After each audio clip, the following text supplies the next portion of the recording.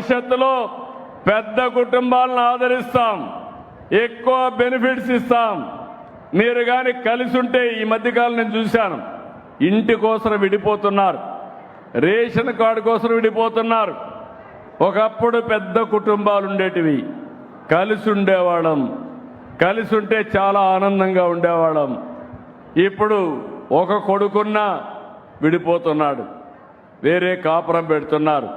ఇది మంచి పద్ధతి కాదు, అది భారతదేశ సాంప్రదాయం కాదు. ఈ విషయం కూడా మీరు గుర్తుపెట్టుకోవాలి. ఈరోజు ఏ పనన్నా చేయగలుగుతాం, అభివృద్ధి చేయగలుగుతాం. అదే సమయంలో మీరు గుర్తుపెట్టుకోవాల్సింది, జనాభా అనేది మన చేతుల్లో ఉంది. మనం అందరం శ్రద్ధ పెట్టి జనాభాను కానీ ప్రాపర్గా మేనేజ్ చేయగలిగితే, ఒక దంపతులు జీవిత కాలంలో 2.1కి జన్మనివ్వాలి. 2.1 ఇస్తే జనాభా స్టేబుల్గా ఉంటుంది. ఎక్కువ ఉంటే జనాభా పెరుగుతుంది, తక్కువ ఉంటే జనాభా తగ్గిపోతుంది. ఈరోజు చాలా దేశాలు జనాభా తగ్గిపోయి, ఆ దేశాల్లో ఉత్పత్తి కూడా తగ్గిపోయి చాలా సఫర్ అవుతున్నారు. ఆ విషయం మనం గుర్తుపెట్టుకోవాలి. భారతదేశం కానీ జనాభా ఈరోజు ఎక్కువగా ఉంది. ప్రపంచంలోని ఎక్కువ జనాభా ఉండే దేశం భారతదేశం. 144 కోట్ల జనాభా ఉంది. మా తమ్ముళ్ళు యంగ్స్టర్స్ కూడా ఎక్కువ ఉండే దేశం భారతదేశం. నేను ఎప్పుడు మిమ్మల్ని గురించి ఆలోచిస్తాను. యంగ్స్టర్స్ గుర్తుపెట్టుకోండి, జంజీ అంటున్నారు. నేనే అందరికంటే పెద్ద జంజీని ఎప్పుడూ రెవల్యూషన్గా ఆలోచిస్తాను. 40 ఏళ్ల తర్వాత ఏం జరుగుతుందో ఈరోజు అది ఆలోచిస్తూ ఉంటాను. 30 ఏళ్లకు మునుపు హైదరాబాద్లో ఐటీని తీసుకొచ్చాను. అప్పుడు ఎవరికి అర్థం కాలేదు, నన్ను ఎగతాళి చేశారు. ఈరోజు ఆ ఐటీ అందరికీ జీవనోపాధి కాకుండా ఆదాయాన్ని పెంచే మార్గాన్ని చూపించింది. ఇప్పుడు వచ్చింది, ఇంకో పక్క క్వాంటమ్ వచ్చింది, ఇంకో పక్క డేటా సెంటర్లు వస్తున్నాయి.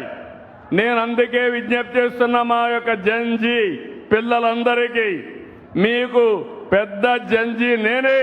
నాకంటే ఇన్నోవేషన్ తెచ్చేవాళ్ళు ఎవరు ఉండరు. మీరు ముందుకు రండి, ప్రతి ఒక్కరూ ఏఐ నేర్చుకోండి, ప్రతి ఒక్కరూ క్వాంటమ్ ఏఐ నేర్చుకోండి, ప్రతి ఒక్కరు ఇన్నోవేషన్తో ముందుకు రండి. మీకు ఉపాధి కాదు, మీకు బంగారు భవిష్యత్తు చూపించే దారి నేను చూపిస్తానని మరొక్కసారి మీ అందరికీ హామీ ఇస్తున్నా. ఈరోజు మీరు ఇక్కడికి వస్తే నాకెంతో ఆనందం. చిరకాల వాంఛ. 96లో ముఖ్యమంత్రిగా ఇక్కడికి వచ్చాను. నన్ను అందరూ అడిగారు, వెలుగొండ కావాలి, వెలుగొండ కావాలి అని అందరూ అడిగితే నీళ్లు ఎక్కడున్నాయని అడిగాను. అందరూ అన్నారు, 5 సంవత్సరాలకు ఒకసారి వరద వచ్చినప్పుడు నీళ్లు ఇవ్వండి, మాకు సరిపోతుంది అని. అంటే మీ బాధలు చూసిన తర్వాత, ఈ ప్రాంతం యొక్క ఇబ్బందులు చూసిన తర్వాత 96 మార్చి 6వ తారీఖున నేను ఫౌండేషన్ వేశాను. భగవంతుడు మళ్ళీ నాకే అవకాశం ఇచ్చాడు. ఆ ప్రాజెక్ట్ని పూర్తి చేసి జాతికి అంకితం చేసే బాధ్యత. పోలవరం రాష్ట్రానికి జీవనాడి. అదే మాదిరిగా ఈరోజు ఇక్కడుండే వెల్లిగొండ 4 జిల్లాలకి, మార్కాపురానికి, ప్రకాశానికి, నెల్లూరుకి జీవనాడి, కడపకు జీవనాడు అని చెప్పి కూడా నేను మీకు తెలియజేస్తున్నా. అలాంటి ప్రతిష్టాత్మకమైన ప్రాజెక్ట్ని గడిచిన ప్రభుత్వాలు సరిగా చేయలే. చాలా నిర్వీర్యం చేశారు, చాలా అన్యాయం చేశారు. కడాన ఈరోజు 3,900 కోట్ల రూపాయలు పనులు కావాలి. ఇటీవల ఎన్నికలు 2019 ఎన్నికల ముందు గొడ్డలి పార్టీ అధినేత ఇక్కడికి వచ్చాడు. ఆ రోజు ఏం చేశాడో మా జ్ఞాపకం ఉందా మీకు? ఏం తమ్ముడు జ్ఞాపకం ఉందా మీకు? జాతికి అంకితం చేశాడా లేదా? వెలుగొండ జాతికి అంకితం చేస్తానని చెప్పాడా లేదా? అక్కడ బోర్డు వేశాడా లేదా? పనులు అయినాయా అని మిమ్మల్ని అడుగుతున్నా. నీళ్లు వచ్చాయని మిమ్మల్ని అడుగుతున్నా.